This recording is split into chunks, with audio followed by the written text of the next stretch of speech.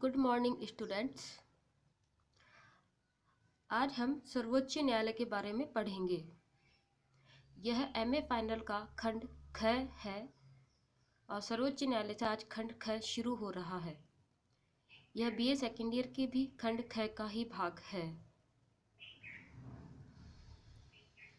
सर्वोच्च न्यायालय। सर्वोच्च न्यायालय का संगठन। भारत के संविधान में अनुच्छेद 124 में यह सुनिश्चित किया गया है कि भारत का एक सर्वोच्च न्यायालय होगा।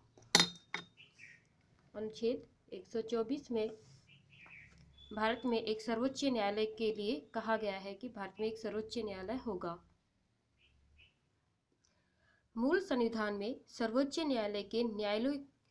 न्यायालय के सदस्यों की संख्या 7 निर्धारित की गई थी, परंतु 1977 में यह संख्या बढ़ाकर 18 कर दी गई। सन 1986 में सर्वोच्च न्यायालय के न्यायाधीशों की संख्या मुख्य न्यायाधीश सहित 26 सुनिश्चित की गई। वर्तमान में इनकी संख्या मुख्य न्यायाधीश सहित 31 रखी गई है। यह 31 है।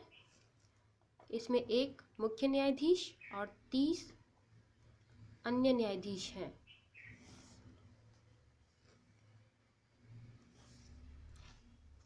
एक मुख्य न्यायाधीश और 30 अन्य न्यायाधीश हैं। ये टोटल 31 हैं।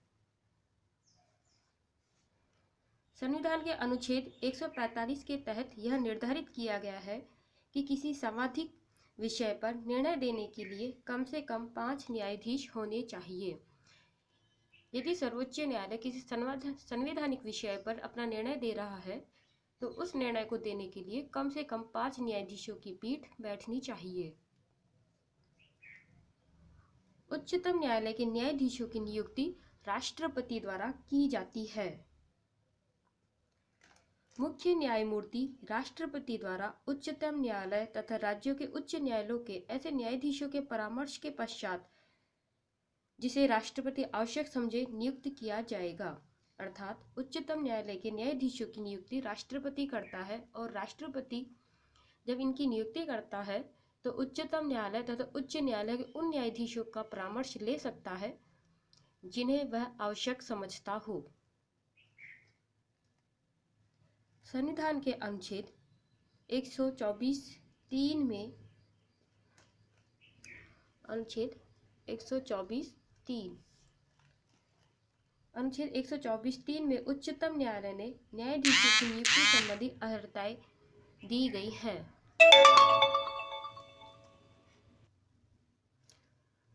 मुख्य न्यायाधीश की योग्यताएं। मुख्य न्यायाधीश की योग्यताएं अथवा अर्हताएं इस प्रकार हैं। वह भारत का नागरिक हो, वह किसी उच्च न्यायालय का लगातार कम से कम 5 वर्ष तक न्यायाधीश रहा हो, अथवा किसी उच्च न्यायालय या उच्चतम न्यायालय में 10 वर्षों तक अधिवक्ता रहा हो, या राष्ट्रपति की राय में पारंगत विधि वेता हो।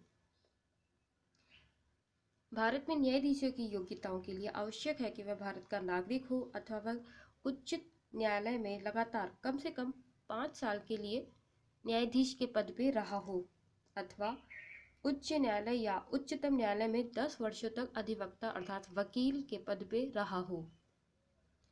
इन सब के अलावा राष्ट्रपति की राय में जो पारंगत विधि वेता है उन्हें भी सर्वोच्च न्यायालय के न्यायाधीशों के रूप में नियुक्त किया जा सकता है। सर्वोच्च न्यायालय के न्यायाधीशों का कार्यकाल 65 वर्ष की आयु तक रखा गया है। सर्वोच्च न्यायालय के न्यायाधीशों का कार्यकाल 65 वर्ष है। उच्चतम न्यायालय के किसी न्यायाधीश को तब तक नहीं हटाया जाएगा जब तक कदाचार या असमर्थता साबित नहीं हो। उच्चतम न्यायालय के न्यायाधीशों को तभी हटाया जा सकता है जब उन पर कदाचार या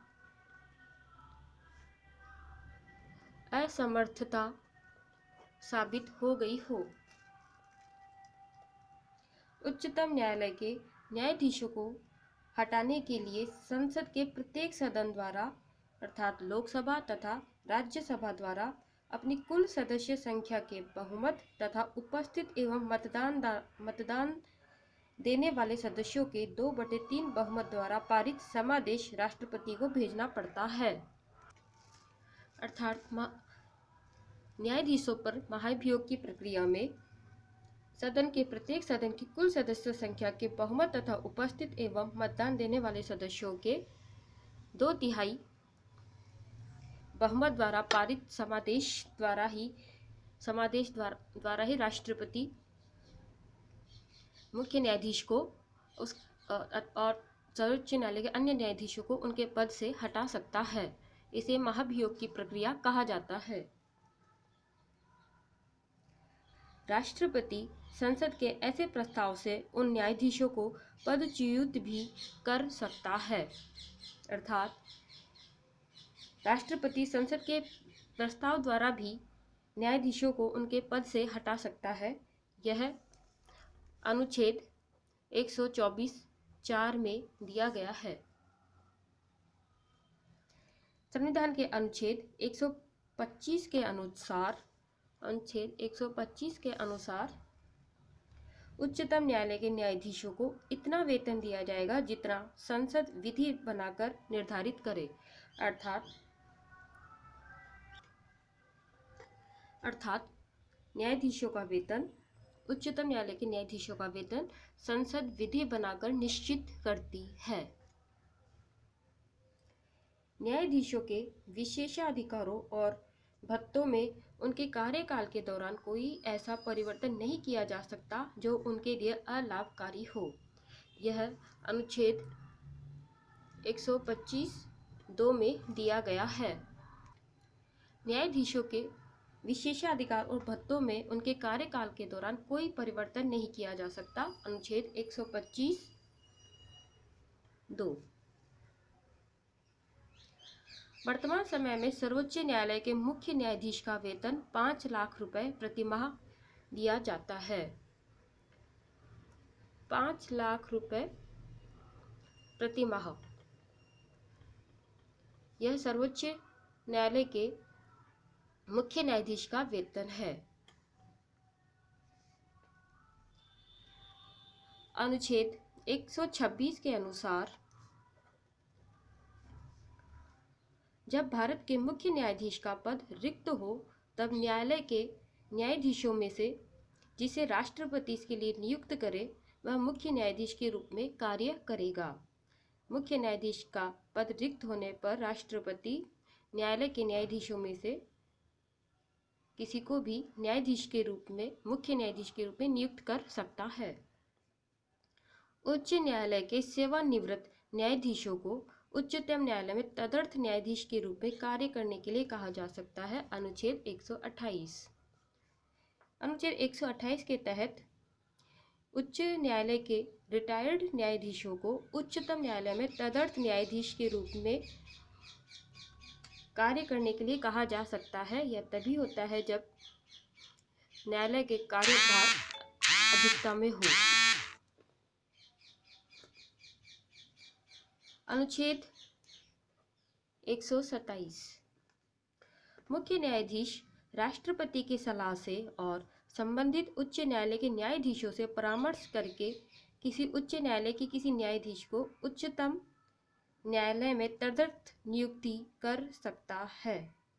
इसके अलावा अनुच्छेद 127 के तहत मुख्य न्यायाधीश भी राष्ट्रपति की सलाह से और संबंधित उच्च न्यायालय के न्यायाधीश से परामर्श करके किसी भी उच्च न्यायालय के न्यायाधीश को उच्चतम न्यायालय में तदर्थ नियुक्ति दे सकता है। अनुच्छेद 128 में तदर्थ नियुक्ति राष्ट्रपति प्रदान करता है और अनुच्छेद 127 में सर्वोच्च न्यायालय का मुख्य न्यायाधीश उच्च न्यायालय के न्यायाधीश को तदर्थ नियुक्ति प्रदान करता है। तदर्थ नियुक्ति हमेशा रिटायर्ड न्यायाधीशों की ही की जाती है। अनुच्छेद 130। अनुच्छेद 130 के अनुसार उच्चतम न्यायालय दिल्ली में स्थित होगा। उच्चतम न्यायालय दिल्ली में स्थित होगा, किंतु यह ऐसे स्थानों पर भी बैठ सकता है जिसे मुख्य न्यायाधीश राष्ट्रपति की पूर्व सम्मति से समय समय पर नियत करे।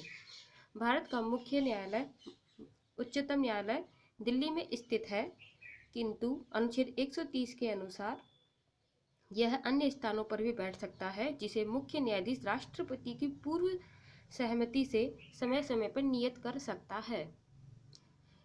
यह सर्वोच्च न्यायालय का पार्ट 1 है। धन्यवाद।